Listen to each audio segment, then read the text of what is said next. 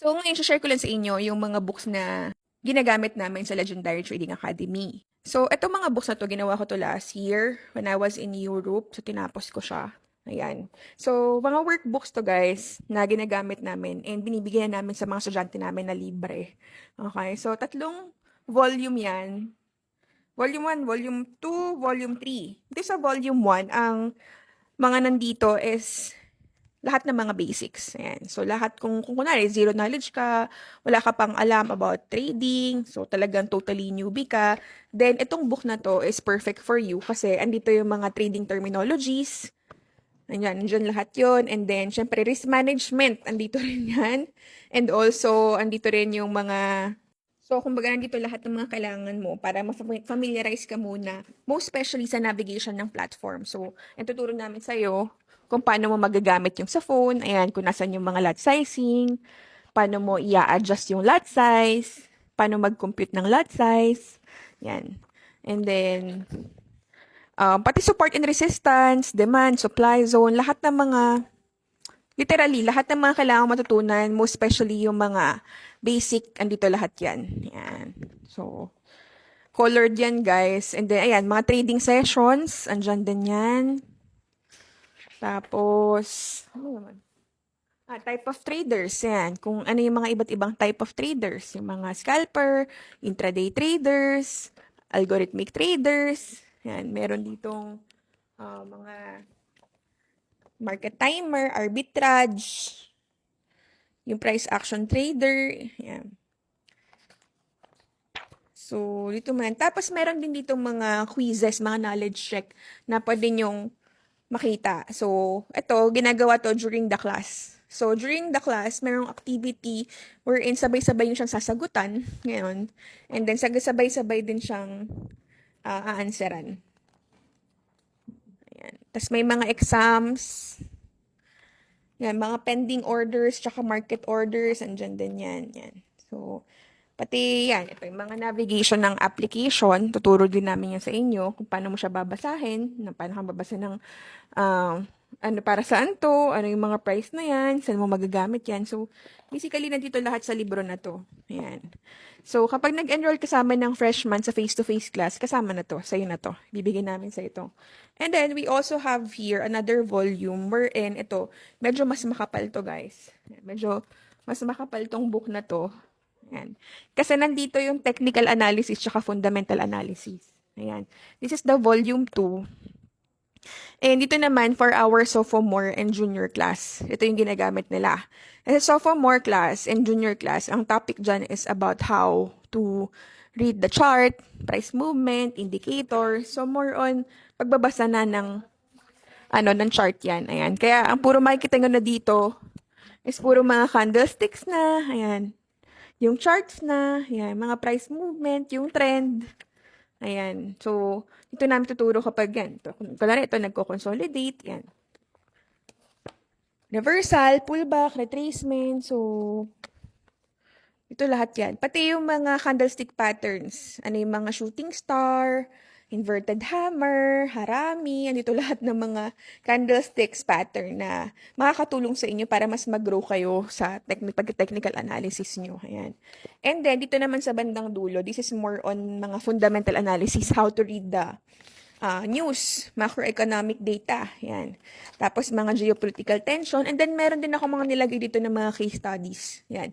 Para at least relatable siya kung ano nangyari nung, say for example, na nag-eleksyon nung kay Trump, and then nagkaroon ng pandemic, nagkaroon ng mga terrorist attacks. Ayan, ano yung nangyayari sa market? Para makita nyo exactly kung ano nangyayari, yung nagiging price movement sa chart kapag nagkakaroon ng mga ganong sudden news, di ba? Yan. So, turuan din namin kayo paano kayo magbabasa ng news and syempre gagawa ng masarili nyong market outlook. So, nandito lahat yan sa volume 2 natin. Ayan. Sobrang siksik to. Sobrang solid nito kasi ginawa ko to in a way wherein mas madali nyo maiintindihan. Talagang ginawa ko siya na parang pangbata. Ganun. Kaya mapapansin nyo dito. Pansinin nyo yung mga explanation ko dito. Ayan, tingnan nyo. Ganyan yung mga explanation ko, diba? So, para at least mas nakikita nyo talaga kung paano siya nag-work. And parang imagine you're planning a road trip. You wouldn't just look a small street map, di ba? Parang mas maiintindihan nyo siya kapag i-relate ko siya sa mga analogy, di ba? Para mas mabilis yung maintindihan and mas magets. So, itong workbook na to, ginagamit din to during the class. Yan. So, para at least, meron kami kasi mga activities wherein ginagawa siya together. Yan. Meron mga chart dito, mag-charting kayo dito sa workbook na to. Diba? That is why hindi namin to binebenta kasi nga ginagawa to during the class kasi yung presentation dito and yung slide namin dun sa class is exactly kung paano yung pagkakasunod-sunod nito. Ganun siya. And then, for our senior class naman, ito yung libro. Ayan. Ito yung book namin for senior class. Kasi sa senior class, ang tinuturo na namin dyan is yung May strategy and then introduction sa smart money concept and ICT. Yan. Tapos, andito yung risk management and psychology.